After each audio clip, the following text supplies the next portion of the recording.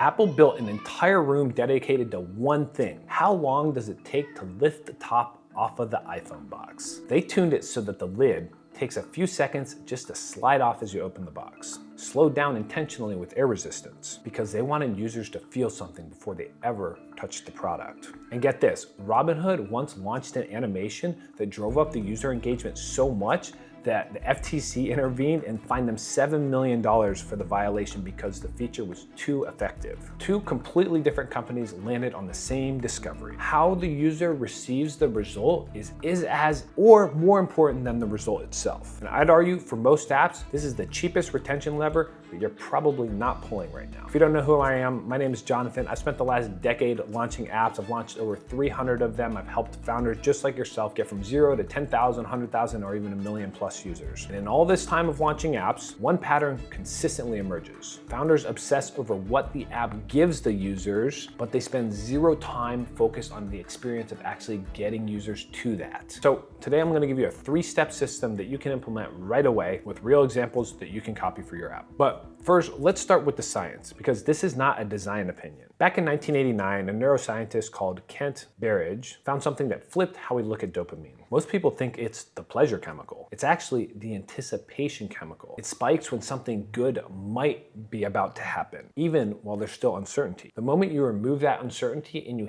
hand them the outcome, you skip that dopamine response almost entirely. So here's what that means for your app in plain terms. The exact same reward delivered with a moment of buildup creates a stronger habit than the same reward delivered in a flat way. The reward didn't change, but how the brain processed it differently did. So here's a test I want you to run on your own product. Every app has its payoff moments, or what I like to call the magic. A match, a result, score, completed milestone, a report. Now ask yourself honestly, does your app deliver those moments like an event or more like a bank statement? Because most apps are frankly sending bank statements. Users hit a milestone, a flat modal pops up, says congratulations, done. All that emotional value in that moment, wasted. The fix is a sequence with 3 stages to it, and I want you to look for all 3 in your own product. Stage 1, the lean in. This is the moment of uncertainty before the results land. Think about opening a card pack in any collector game like Pokemon or sports cards. You don't know what's inside. It could be junk or it could be a really rare one. That gap is the entire engine. And here's the trick that most founders miss. If your app has multiple results to deliver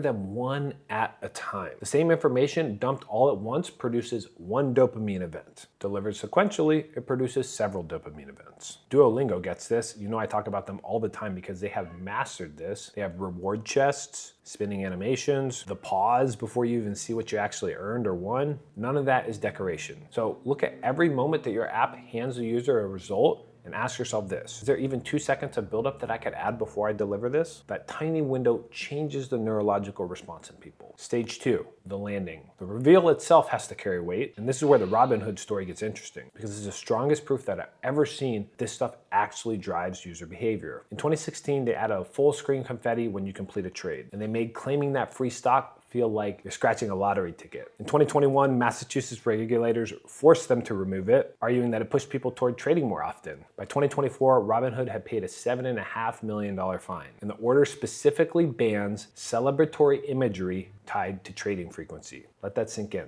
A piece of UI animation, powerful enough that they had to write laws against it. That is not decoration, that is behavioral machinery. Now, use that same machinery on the moments that are good for your users. Workout that got logged, the lesson that got finished, that first payout, whatever it is. Take the most transactional screen in your app and ask what it would look like if that moment actually had some weight to it. Visual flair, haptics, a sound, the number animating upward instead of just appearing. Okay, let's talk about number 3. The echo. This is the one that almost everyone skips, and it's where that long-term retention actually lives. After the reveal, you're gonna let it breathe for a moment. Spotify Wrapped is the masterclass here. Your listening data sits in your account all year long, and Spotify could show it to you any day. But instead, they gate it, building a year of anticipation, and then they reveal it through multiple slides, right? So they're delaying it. And then at the end, they give you a call to action to share it out to the world. Last year, it hit 200 million users in a single day. Most companies copy the Wrapped by creating a summary for users, but they missed the whole point. Wrapped isn't a report, it's a ceremony. Tinder turned a database row, 2 people who swiped right, into a full screen celebration, and their users opened the app an average of 11 times a day. Snapchat Streaks turned a daily habit into something you actually own, and breaking it feels like you're losing that property. That's the Echo at its peak.